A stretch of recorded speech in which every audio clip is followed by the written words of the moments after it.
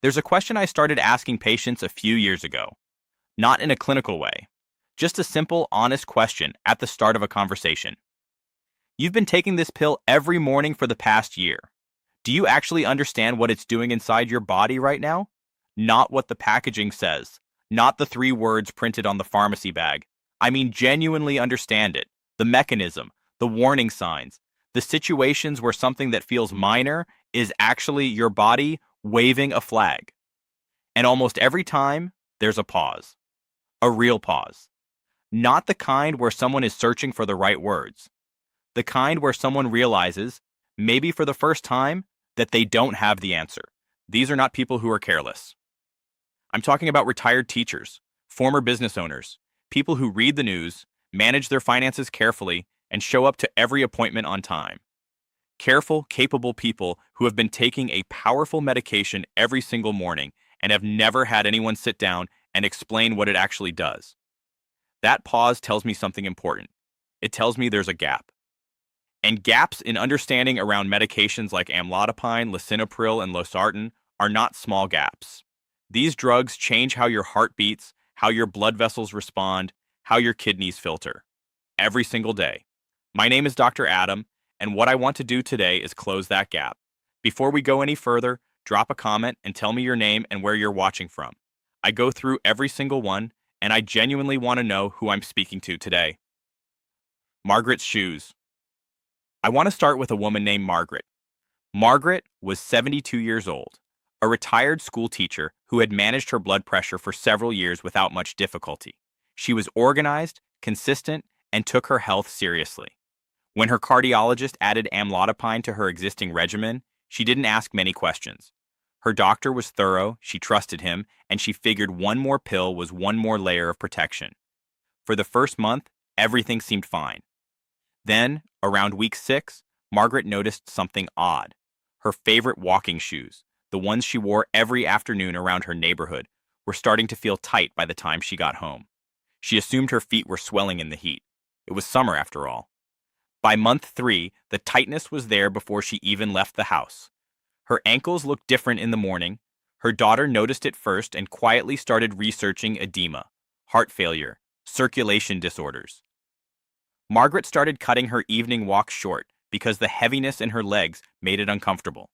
She didn't mention it to her doctor for nearly 4 months, not because she was hiding it, but because she genuinely didn't know it was connected to anything. She thought she was just getting older. When she finally brought it up at a routine appointment, the answer was not the frightening one she had braced herself for. It was amlodipine. Here's what happens, explained simply. Amlodipine is a calcium channel blocker. It works by relaxing the smooth muscle inside artery walls so blood flows with less resistance. It does this very effectively. But here's the part nobody explains. Arteries and veins are not the same. Arteries carry blood out. Veins carry blood back. Amlodipine relaxes arteries much more effectively than veins. So more blood flows into the legs than flows back out. Pressure builds inside the tiny vessels near the ankles. Fluid gets pushed out into the surrounding tissue. The result is exactly what Margaret experienced. Puffy ankles, heavy legs, shoes that don't fit the way they used to. This is not heart failure. It is not kidney disease. It is not her circulation failing. It is a predictable physiological response to the way this specific drug works in a meaningful percentage of people who take it. Once that was identified and a care plan was discussed, Margaret was back in her walking shoes within a few weeks. But here is the part of Margaret's story that I think about most. She lost 4 months of comfortable daily walks because nobody had ever explained to her what to watch for. Not because the medication was wrong for her, not because her doctor was negligent, simply because the connection was never made clear. If you're taking amlodipine and you've noticed heavier legs or puffier ankles by the end of the day, you are not alone, and you are not imagining it. Drop a comment below. I want to hear from you. The cough that fooled everyone, including the specialist. Now I want to tell you about a man named Robert. Robert was 68, a retired accountant with a mind that never really stopped working. He tracked everything. His blood pressure readings were logged in a spreadsheet going back 3 years. He kept a folder of his lab results organized by date. When his doctor prescribed Lisinopril, Robert went home and read about it.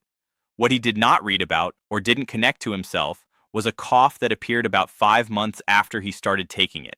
It wasn't dramatic. It was a dry, persistent tickle at the back of his throat, worse at night, unresponsive to water, lozenges, honey, or any of the remedies he tried.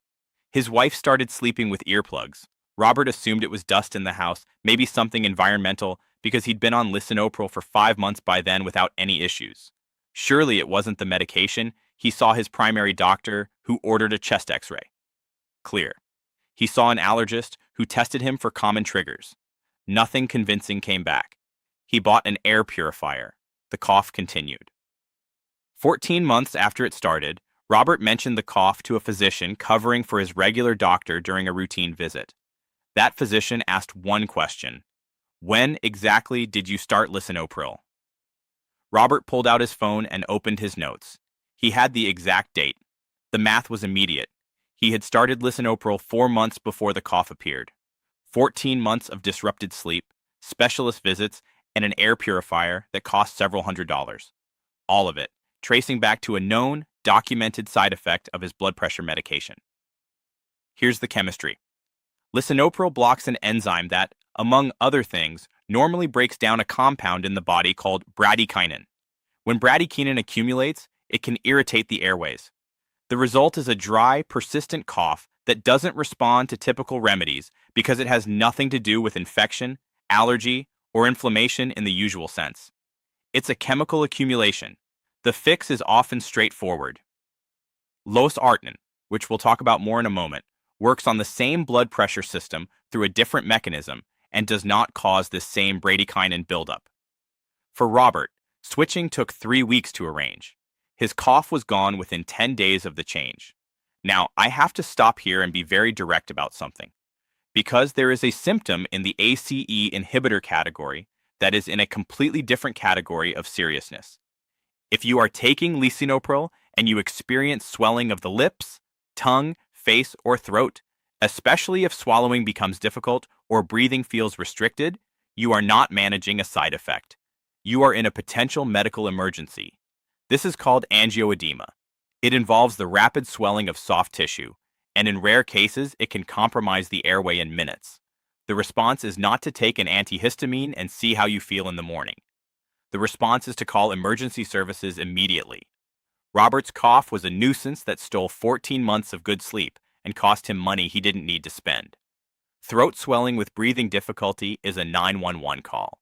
Those two things may both involve Lisinopril, but they are not in the same category. Please remember that distinction. Helen's salt substitute. I want to introduce you to Helen because her story is one of the most important I tell. Helen was 76, sharp, health conscious, someone who read food labels and genuinely tried to make good choices. Her doctor had told her years earlier to reduce sodium for her blood pressure, and Helen had taken that seriously. When she discovered a low-sodium salt substitute at her grocery store, displayed right next to the regular salt, labeled as a heart-healthy alternative, she started using it on everything. She was also taking Losartan. Nobody had told her not to use potassium-based salt substitutes. Nobody had made the connection, because to Helen, to her family, and honestly to most people, a salt substitute is a grocery product, not a medication interaction waiting to happen. About 8 months into this routine, Helen started feeling off, unusually tired. Her legs felt weak in a way that was hard to describe. Not sore like after exercise, just heavy and unreliable. There was an occasional fluttering sensation in her chest that came and went. She assumed it was her age. She assumed it was just how things were now. What was actually happening was this. Losartan, like Lisinopril, works on a system that influences how the kidneys handle potassium. One effect of this medication class is that potassium levels in the blood can rise. That is manageable with normal monitoring under typical circumstances. But the salt substitute Helen was using every day replaced sodium with potassium chloride. She was adding substantial potassium to every meal, while already taking a medication that slowed her body's ability to clear it. Her potassium had quietly climbed to a level that was affecting the electrical activity of her heart. That flutter she kept dismissing? That was a signal. When blood work finally caught it and the pieces were connected, the interventions were straightforward. But the months leading up to that point were months Helen spent feeling tired, weak, and worried about a problem she didn't know she was building. The lesson from Helen's story is not that potassium is dangerous. It is not that salt substitutes are harmful by definition. The lesson is that heart healthy on a label does not mean safe in combination with every medication. These products are not required to warn about interactions with specific drug classes, and most people never think to ask. If you or someone you love takes Losartan or Lisinopril and has switched to a potassium-based salt substitute, electrolyte powder, or high potassium meal replacements in the past year, please bring that up at your next appointment. It's a simple conversation. It may be a very important one. The stomach bug. Nobody planned for this next story belongs to a man named Gerald, and I chose it specifically because the situation that put him at risk was not extraordinary. There was no exotic medication combination, no unusual diagnosis, no rare circumstance. It was a stomach bug, the kind of thing that happens to everyone eventually. Gerald was 71, generally healthy, managing blood pressure on a combination that included Lisinopril. His dose had been stable for over a year. He felt well on it. In January, Gerald caught a gastrointestinal virus. 2 days of nausea, vomiting, not much appetite. He stayed in bed, sipped water when he could, and took his medications every morning as usual, because that's what he always did. By day 3, his daughter noticed he seemed confused when she called. His speech was slightly slow. He said he felt extremely dizzy when trying to walk to the bathroom. She drove to his house and found him sitting on the edge of his bed looking pale and unsteady. At the emergency department, the picture became clear. Gerald was significantly dehydrated. His blood pressure, which the medication had been carefully calibrated to manage under normal hydrated conditions, had dropped well below safe levels. His kidneys were showing signs of acute stress. The medication hadn't changed. Gerald hadn't made a mistake in the way he normally thought of mistakes. He had simply never been told that dehydration changes the rules. When the fluid volume inside your blood vessels drops, whether from vomiting, diarrhea, sweating, or simply not drinking enough over several hot days, a medication that was perfectly calibrated for a well-hydrated body can act dramatically differently. Blood pressure can fall further than intended. Kidneys that are already under strain from dehydration face additional stress from how these medications affect blood flow. Gerald recovered well, thankfully, but the experience shook his entire family. What would have changed things? A sick day plan, a simple, specific conversation with his prescribing physician about what to do when illness strikes. Should he hold a dose? At what point should he call? What symptoms mean go to the emergency room? That conversation takes about 3 minutes. Gerald had never had it. Most people haven't. If you're taking any of these medications and you don't have a clear plan for what to do when illness or significant dehydration hits, ask, not later, at your next appointment. The question is this: what should I do with my blood pressure medication if I get sick and can't keep fluids down? That question could genuinely protect you. Please ask it. Quick check-in. Has anyone ever given you a sick day plan for your blood pressure medication? Drop a yes or no in the comments. I have a feeling I know how most of you will answer. The pill that was never mentioned. Carol was 73 and had been managing blood pressure with Lisinopril for 2 years without any significant issues. She was active, well-organized, and kept her doctor informed about everything. Or so she thought. Carol had arthritis in both knees. Some weeks were better than others, but during flare-ups she relied on ibuprofen, something she'd used safely for years before she ever started blood pressure medication. It was right there at the pharmacy. No prescription needed.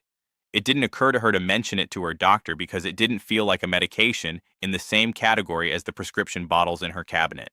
During a particularly difficult winter, she spent about 6 weeks taking ibuprofen regularly, sometimes twice a day.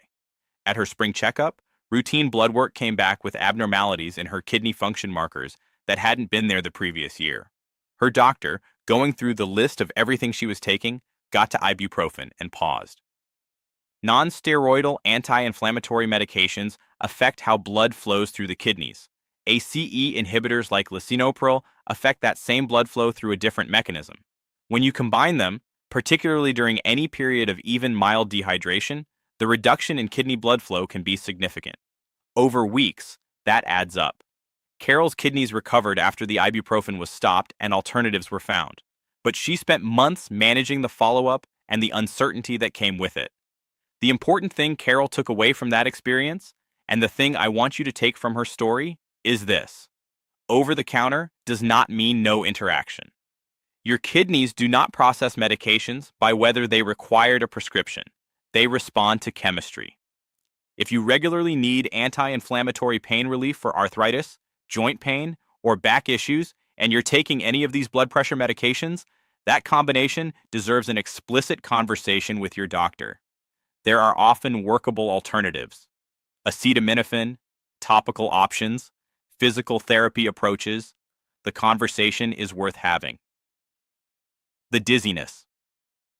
Everyone wrote off. I want to tell you about a moment that nobody talks about because it seems too small to mention. You get up from the couch, or you swing your legs off the bed in the morning, and for just a second, the room tilts. You reach for the wall, or the nightstand, or your spouse's arm. The moment passes. You think, I just got up too fast, and you move on. A patient named Frank described this to me at an appointment and then immediately apologized for wasting my time with something so minor. I told him it wasn't minor, not in the way he thought. Frank was 74, on a combination of blood pressure medications, including Amlodipine. The dizziness on standing had become so routine that he'd restructured his mornings around it without realizing it.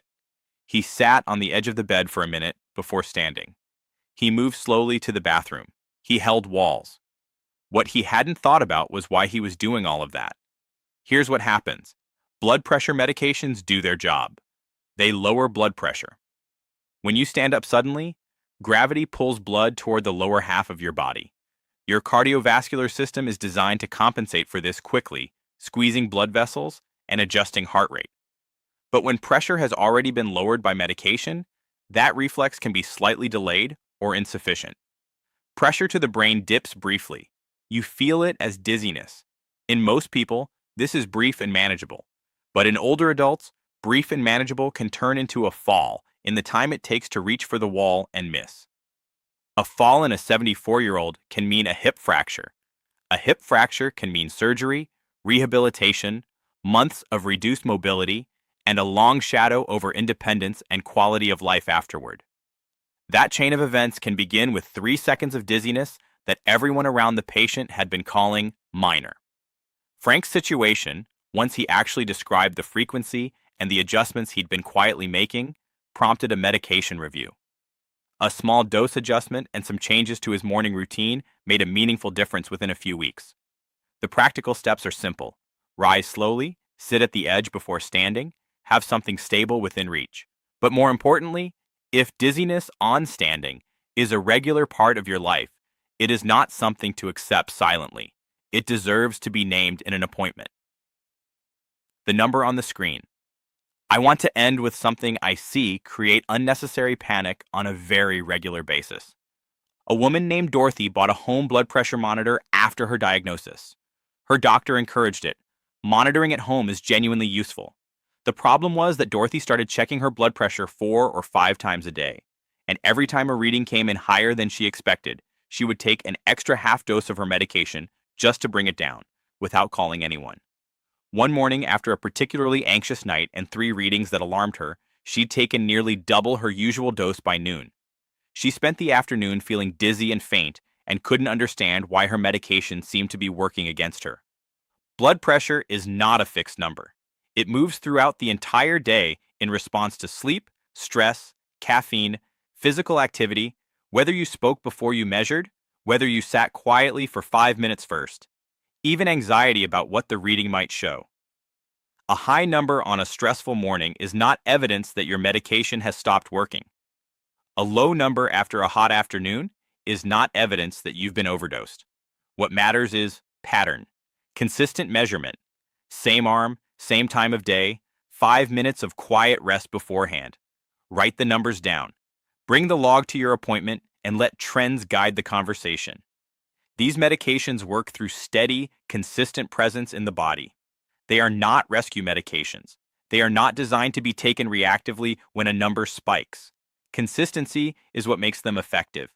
Extra doses taken impulsively are not extra protection. They're extra risk. Dorothy now monitors twice a day at consistent times, logs the readings, and brings the record to every appointment. Her doctor has called it the most useful thing any patient has ever handed her. What all of these stories have in common: Margaret and her shoes, Robert and his cough, Helen and her salt substitute, Gerald and his stomach bug, Carol and her ibuprofen, Frank and his mornings, Dorothy and her monitor. None of these people were careless. None of them made dramatic errors. Every one of them was doing what felt reasonable given the information they had. The gap wasn't in their character. It was in what they'd been told. Amlodipine, Lisinopril, and Losartan are genuinely valuable medications. They prevent strokes. They protect kidneys long term. They reduce the risk of heart attacks. For millions of people, they are a meaningful part of what makes a longer and healthier life possible. But they deserve to be understood, not feared. Understood. When you know what amlodipine actually does to your leg veins, Margaret's swelling has a name and a solution instead of a silent 4-month countdown. When you know that lisinopril affects bradykinin, Robert's cough has a cause and a path forward instead of 14 months of specialist appointments. When you know that Losartan changes how your kidneys handle potassium, Helen's salt substitute stops being a heart-healthy choice in isolation and becomes a conversation worth having. That's what today was about. The stories you hear in this video are based on real patient experiences I've encountered over the years. Names and details have been changed to protect privacy. If it helped you, subscribe, because this is exactly the kind of clear, practical health education this channel is built around. And if you recognize yourself in any of these stories, leave a comment. Your experience might be exactly what someone else needed to hear today.